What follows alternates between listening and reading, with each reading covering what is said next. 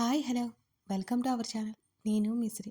ఈరోజు మనం చెప్పుకోబోయే కథ నువ్వే కావాలని పార్ట్ 58.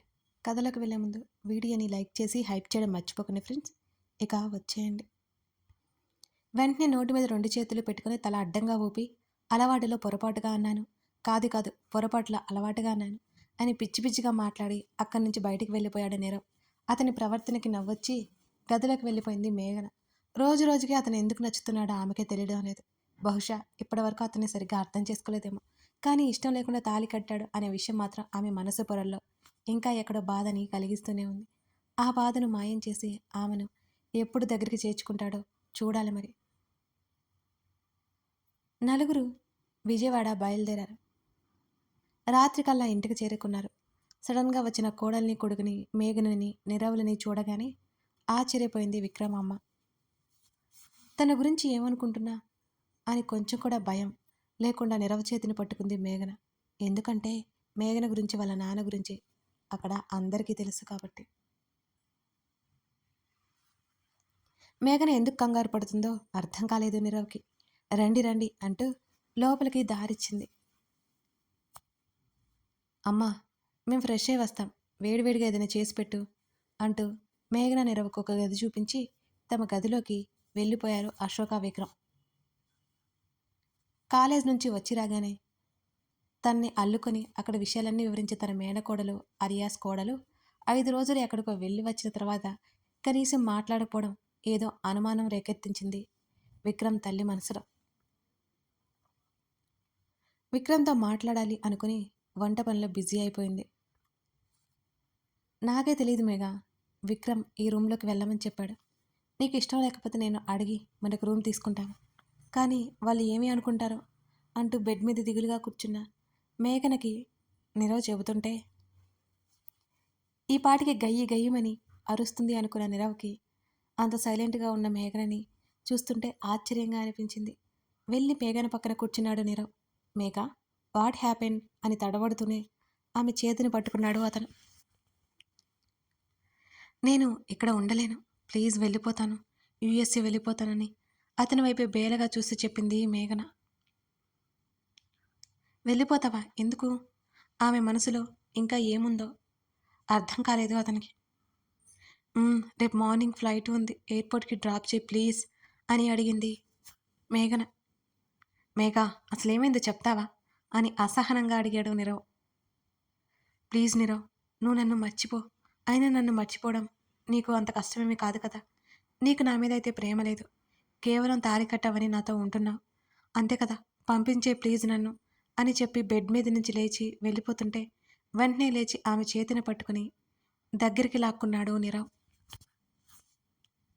అడుగుతున్నాను కదా, ఏమైందో చెప్పు. నీకు తెలుసో లేదో నాకు చాలా కోపం ఎక్కువ.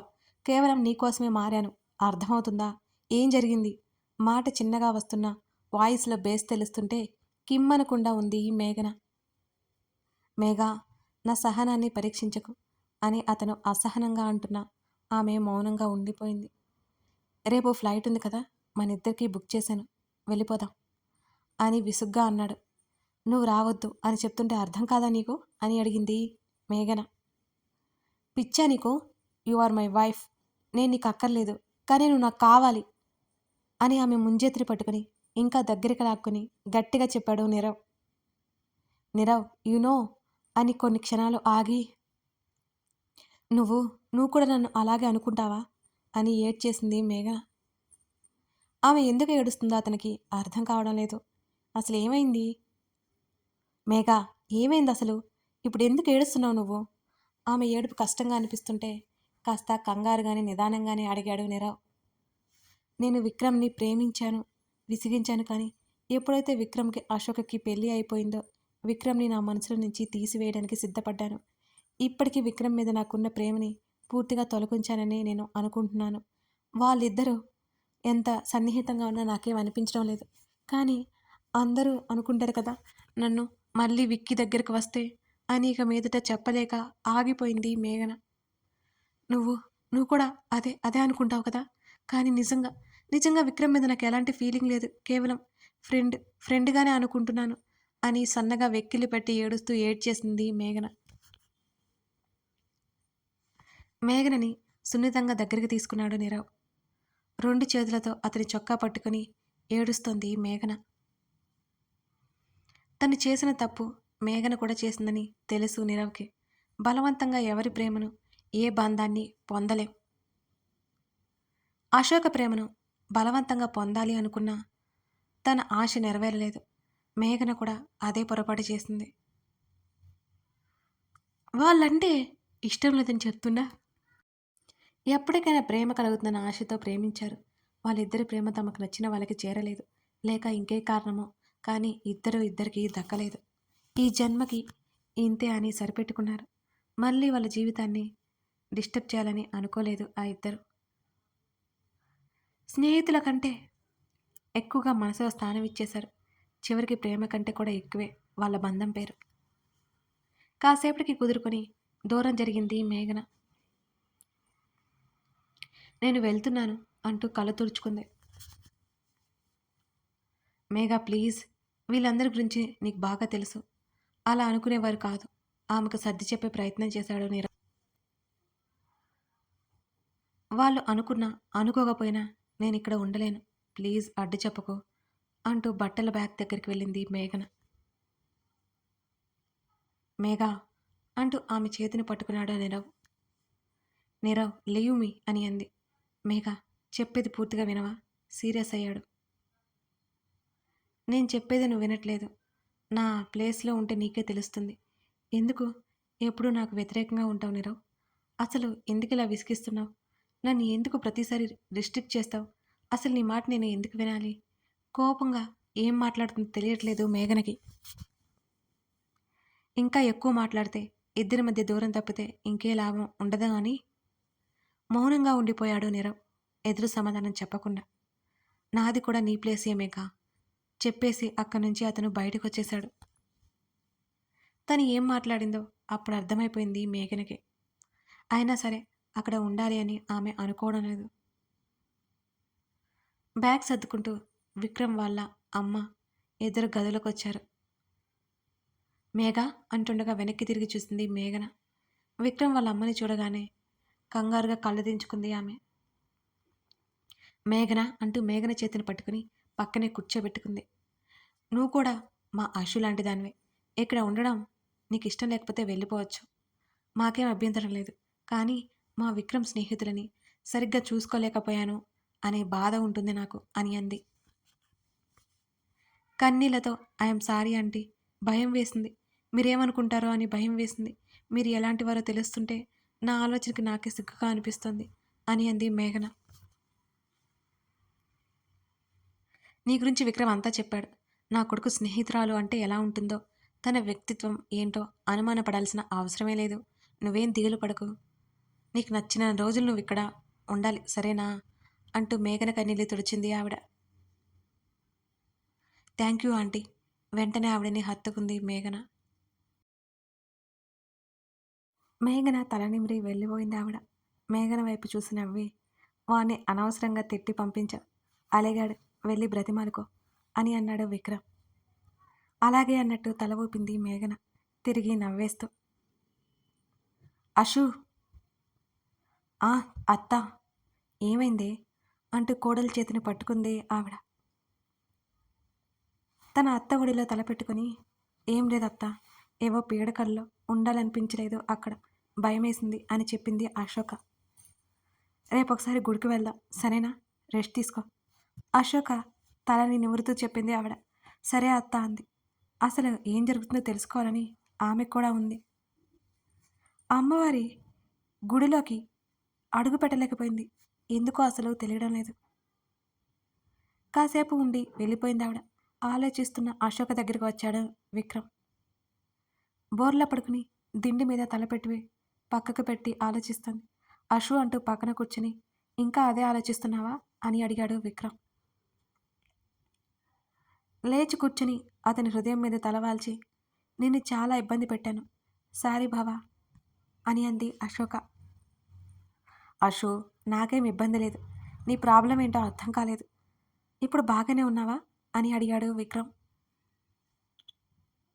బావా అంటూ అతన్ని చూసి నీతో చాలా చెప్పాలి అని అంది. చెప్పన్నట్టు చూస్తూ ఆమె చేతిని పట్టుకున్నాడు విక్రమ్. నాకేవో కలలొచ్చేవి. ఎలా ఉండేవంటే, నేను అక్కడే ఉన్నట్టు. నా చుట్టూ ఏవో చెట్లు, అడవి. ఆ కలలు చాలా భయంకరంగా ఉండేది బావా. అమ్మవారి పూజలు, మరోవైపేమో మంత్రాలు చదువుతున్నట్టు. నేను ఒంటరిగా ఉంటే భయంకరమైన ప్రపంచం నా చుట్టూ చేరేది బావా. మరోసారి నీకేదో అయినట్టు, నన్ను నీ నుంచి దూరం చేస్తున్నట్టు. ఇలా వచ్చాయి బావా కలలు. ఏమీ అర్థమయ్యేది కాదు. అసలు కలలు కావవి. ఒక భయంకరమైన ప్రపంచానికి నేను వెళ్ళినట్టుగా ఉండేది అని భయపడుతూ చెప్తున్న అశోక మాటల గురించి అతను ఆలోచిస్తూ వాళ్ళు కేరళలో ఉన్నప్పుడు కార్ డ్రైవర్ రియాక్షన్ గమనించాడు విక్రమ్. అంతా గందరగోళంగా ఉంది అతనికి. ఇలాంటివన్నీ నమ్మడు కానీ ఇప్పుడు ఆమె చెబుతుంటే ఏం చేయాలో అర్థం కావడం లేదు విక్రమ్కి. ఇంట్లో చెప్తే భయపడతారేమో అని అతను ఆగిపోతున్నాడు. అసలేం తెలియట్లేదు అతనికి ఆమె సమస్య గురించి. భ్రమ అని చెప్పడానికి కూడా వీలు లేకుండా పోయింది ఆమె మాటలు వింటుంటే. తనేమీ చిన్నపిల్ల కాదు కదా. ఏం కాదంటూ ఆమెకి ధైర్యం చెప్పాడు విక్రమ్ పైకి. అశోక్ని వదిలి ఒక క్షణం కూడా ఉండట్లేదు విక్రమ్. వదిలితే ముందు ఆమె కంటే అతను భయపడిపోతున్నాడు. ఆమె బాధపడుతుందని అతని బాధ. ఆ రోజు నీరవ్ మేఘన వైపు కూడా వెళ్ళలేదు. నీరవ్ హర్ట్ అయ్యాడని అర్థమైపోయింది మేఘనకి. ఆ రోజు నైట్ రూమ్లోకి కూడా వెళ్లకుండా ఆ రూమ్స్ దగ్గర ఉన్న బాల్కనీలో సోఫాలో పడుకున్నాడు నీరవ్. అతని గదిలోకి వస్తాడని ఎదురు చూసి చూసి నిద్రపోయింది మేఘన కూడా. తర్వాత రోజు ఉదయం గుడికి వెళ్ళాలి అనుకున్నారు. బావా, అత్తని పిలువు, చీర కడుతుంది అని అంది అశోక. ఆశు, ఇలా చాలా ముద్దొస్తున్నావే అన్నాడు ఆమెని పైనుంచి కింద వరకు చూస్తూ. ఛీ, ఏం మాట్లాడుతున్నావు బావా నువ్వు? మనం గుడికి వెళ్ళాలి, తిక్క ఆలోచనలో మానే అని అంది అశోక. సర్లేవే, పర్లేదులేవే, నాకు అలాంటి పట్టింపులేమీ లేవు అన్నాడు భుజాలు కదిలిస్తూ విక్రమ్. చాలు చాలు, నువ్వు ముందెళ్ళు అంటూ చూపులతో అక్కడికి తట్టుకోలేక మరోవైపుకి తిరిగిపోయింది అశోక. ఇప్పుడు ఇంకా సూపర్గా ఉన్నావు అన్నాడు అతను నవ్వుతూ. ఇదిగో, నువ్వు ఇలా అన్నావు అంటే నేను బాత్రూంలోకి వెళ్ళిపోతాను చెప్తున్నా అని అమాయకంగా బెదిరించింది అశోక. పద, నేను కూడా వస్తాను అని సోఫాల నుండి పైకి లేస్తూ అన్నాడు విక్రమ్. బాబోయ్ వద్దు, బుద్ధి తక్కువయ్యి అలా అన్నాను. ప్లీజ్ బావా వెళ్ళు, అత్తని పిలువు అని మూతి ముడిచి అడిగింది అశోక. ఏడవకలా పిలుస్తాను అని అక్కడి నుంచి వెళ్ళిపోయాడు విక్రమ్. అశోక వాళ్ళతో పాటు మేఘన, నీరవ్ కూడా వెళ్ళారు. వాళ్ళందరూ గుడిలోకి వెళ్ళి దేవుని దర్శనం చేసుకుని అక్కడ ఉన్న స్వామీజీ దగ్గరికి వెళ్ళారు. నీరవ్ వచ్చి ఒక చెట్టు కింద కూర్చున్నాడు. అతని దగ్గరికి వెళ్ళింది మేఘన. మాట్లాడకుండా ముఖం తిప్పేసుకుని ఏటో చూస్తూ కూర్చున్నాడు. ఏంటి ఫోజ్ కొడుతున్నావు అని అడిగింది నడుం మీద చేతులు పెట్టుకుని అతని ముందు నిలబడి మేఘన. ఎవరండి మీరు అని అన్నాడు నీరవ్. అబ్బా నీరవ్, నేను కోపంలో నీ మీద అరిచేశాను, సారీ అని అంది మేఘన. నీ సారీలు నాకేం అక్కర్లేదు, హైదరాబాద్ వెళ్తున్నా అని అన్నాడు. అదేంటి, ఎందుకు? షాక్ అయిపోయింది మేఘన. ఎందుకేంటి? నాతో ఇన్ని రోజుల నుంచి ట్రావెల్ చేస్తున్నావు కానీ నా మీద నీకు ఎటువంటి అభిప్రాయం లేదని ఏర్పడలేదు. ఇంకా ఇక్కడ ఉండి నేనేం చేయాలి? అక్కడికి వెళ్ళి డివోర్స్కి అప్లై చేస్తాను. మ్యూచువల్ అండర్స్టాండింగ్ కింద డివోర్స్ వెంటనే వచ్చేస్తాయి. మమ్మీ రమ్మని గొడవ చేస్తుంది, పెళ్లి చూపులని చూడాలి అంటోంది. ఇదేదో నువ్వు నన్ను ఇష్టపడతావని నేను చెప్పట్లేదు. నీ మనసులో నా మీద ఎటువంటి ఫీలింగ్ లేదని తెలిసింది. ఇక నీ చుట్టూ తిరిగి నిన్ను ఇబ్బంది పెట్టాలని అనుకోలేదు. నీ పట్ల నేను ప్రవర్తించిన తీరికి మనస్ఫూర్తిగా సారీ చెప్తున్నాను. నిన్నటితో అర్థమైపోయింది నేను నీకు ఏమీ కాను అని మెల్లిగా అక్కడి నుండి లేచి గుడివైపుకు వచ్చాడు. దిగులుగా అయిపోయింది మేఘన మనసు. ఇప్పుడు తింకవే, బాగా తింకు. నాతో వేషాలా? కుక్క పిల్లల నా దగ్గరికి వస్తావు. నీ అంత అమాయకురాలు ఎక్కడా ఉండదే అని నవ్వుకుంటూ ఆమెకి ఓ బాణం సంధించి వెళ్ళిపోయాడు విక్రమ్ చక్కగా. కథ కొనసాగుతుంది. మేఘన తన మనసులో మాటలు నీరవ్ ముందు బయటపడగలదా? అండ్ ఇక్కడ లాస్ట్లో నీరవ్ అయితే విక్రమ్ అని చెప్పాను కదండి, సారీ నీరవ్. కథ నచ్చితే లైక్ చేసి కామెంట్ చేసి, మీకు ఈ స్టోరీలో ట్విస్ట్లు ఉన్నాయి కదా, ఆ థ్రిల్లింగ్ పాయింట్ ఏంటో కనిపెడితే తప్పకుండా కామెంట్ చేయండి. అలాగే సబ్స్క్రైబ్ చేసుకునే వాళ్ళు ఉంటే సబ్స్క్రైబ్ చేసుకుని ఎంకరేజ్ చేయండి. Thank you for watching this video.